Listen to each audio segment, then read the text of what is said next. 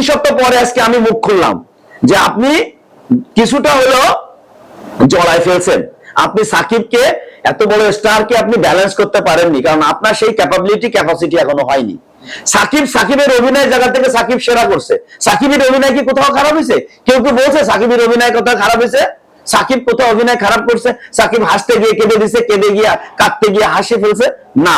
Shakib fighting শটে কি কোনো ভুল করছে? কোথাও সাকিবের ভুল নাই, ভুলটা কিন্তু আপনারই হয়েছে। এটা আগে বলছে কিন্তু তখন আমরা স্বীকার করিনি, যেহেতু আমরা সিনেমা হল মালিক। আমি যদি বলি আমার এইটা প্রবলেমটা হয়েছে, তাহলে তো আরো বেশি সমস্যা হতো। কিন্তু ওভারঅল মানুষ যদি না বলতো তাহলে ছবিটা বেড়ে যেত। যেহেতু কিছু কিছু নেগেটিভিটি মানুষ বলার পরে তখন ওই জিনিসটাকে মানুষ মাথায় নিয়েছে এবং ওইটাকে ফলো করে দেখার চেষ্টা করছে, তাহলে ওইটা মনে আবু ভাইয়াতে এই ভুলটা করছে। এই জন্য আপনার ভুলটা কিন্তু চোখে আঙ্গুল দিয়ে মানুষ দেখিয়ে দিয়েছে। আজকে আমিও এখনো বললাম, আমারও মিডিয়ার ভিন্নমত হলেও ধারণা আছে, আমি সাকিবের সাথে 10টা সিনেমাতে অভিনয় করেছি, আমি বসকে চিনি, আমি সাকিবকে চিনি, যে সাকিবের একটা শট যদি সে মাথায় নেয় ওটা অন্তরে ধারণ করে ও ডেলিভারি দেয়। সো ওর ভুল হওয়ার কথা না, তাহলে ভুলটা কে করলো? আপনি করছেন। এরপরে যদি কখনো কাজ করেন, আপনাকে অবশ্যই আগে স্ক্রিপ্টটা মাথায় নেবেন, পুরো স্ক্রিপ্ট আপনার অন্তরে ধারণ করবেন, সাকিবের সাথে শর্ট টু শর্ট আপনি মিলাবেন, দেন তারপরে শুটে যাবেন। তা নাহলে আপনি শুটে গেলে আবার লেজে গোবরে একই করে ফেলবেন এবং আপনার ছবিতে আবার সমস্যা হবে। তারপরে এটা আপনার অভিজ্ঞতা হয়েছে, আমি মনে করি যদি আপনি এই অভিজ্ঞতা কাজে লাগিয়ে আপনার কোথায় নেগেটিভিটি আছে, আপনার কোথায় প্রবলেম আছে, এটাকে উতরিয়ে আপনি যদি আবার কাজ করতে চান, ওকে, মোস্ট ওয়েলকাম, আপনি আবার সেকেন্ড প্রিন্স 2 আপনি করবেন, আমার তাতে কোনো আপত্তি নাই বা কারোরও আপত্তি থাকার কথা না। কিন্তু আপনি আমার এই দিকটা একটু ভাববেন যে আমরা সিনেমা হল মালিক, আপনাকে বড় একটা অ্যামাউন্ট দিয়ে, সাকিব মানে আমাদের অন্তর, সাকিবের ছবি রিলিজ আমার যত টাকা লাগে আমি দিয়ে ছবি আনবো, এইটাকে তো আপনি আজকে বিপদে ফেলে দিলেন। কিছু কিছু হল মালিক আছে অনেক টাকা দিয়ে ছবি নিয়েছে, এখন তারা কাঁদতেছে, কারণ তাদের ইমোশন থেকে টাকা দিয়ে ফেলছে। যেমন আমি বরবাদে 13 লক্ষ টাকা দিয়ে আনছিলাম, সারা বাংলাদেশে আমার মতন এরকম 13 লক্ষ টাকা দেওয়ার সাহসী কেউ পাইনি। আমি বলছি যে না, আমি সাকিবকে চিনি, আমি বসকে চিনি, তার ছবি বেরোয় আসবে, এবং সেটা বেরোয় গেছে। কিন্তু আপনারটা কেন বেরোয়নি? আজকে যদি আমি ওই পরিমাণ টাকা দিয়ে শুধু আমার একা সিনেমা হলে নিতাম, তাহলে আমার আজ কথার মুখ দিয়ে বেরোতো না, আমিও বিপদে পড়ে যেতাম। তাহলে আবু হায়াত ভাই, আপনি তাহলে কভার করতে পারেন নাই বিধায় আজকে এই সমস্যা। কিছু কিছু মানুষের অনেক ধরনের সমস্যা হয়ে গেছে, অনেক হল মালিক কান্না করতেছে।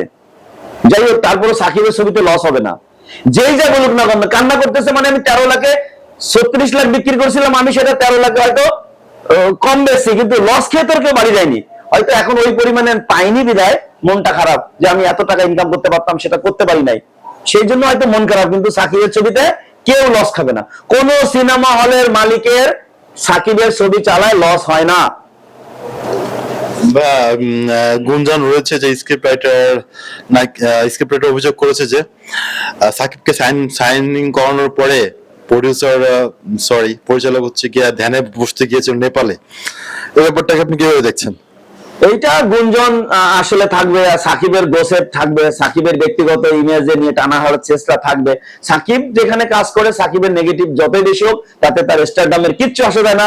আমরা যারা সাকিবিয়ান, আমরা যারা হল মালিক, আমরা যারা মিডিয়ার সাথে সম্পৃক্ত, সাকিবের ছবি আমরা দেখবো, তাতে যে যে ধরনের গল্প বলুক, ব্যাড বলুক। তবে হ্যাঁ, স্ক্রিপ্ট রাইটাররা ইদানিং শুনি যে এরকম তারা স্ক্রিপ্ট রাখার জন্য আলাদাভাবে একটা নোটশিট, একটা জায়গা তৈরি করে, সেখানে বসে তারা বিভিন্ন মজলিস বানায়, তার অনেক অনেক কথা শুনি, জলসা তৈরি করে।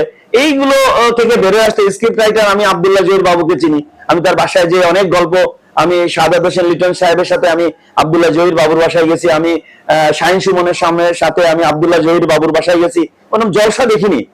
দুজন বসছে, শর্ট ডিভিশন বসছে, স্ক্রিপ্ট লিখতেছে, আব্দুল্লাহ জহির বাবুকে বলতেছে আপনি এভাবে এভাবে আমাকে একটা শর্ট ডিভিশন করে দেন, শর্ট ডিভিশন করে দিচ্ছে, পার্ট টু পার্ট করে দিচ্ছে। কিন্তু এই যে অনেক টাকা বাজেট করে একটা জলসা টলসা বানায়, একটা স্ক্রিপ্ট রেডি করে অনেক টাকা খরচ করা, এইগুলো আমাদের একটা কালচারে পরিণত হয়েছে, এটা থেকে বেরিয়ে আসতে হবে, এটা আমি মনে করি।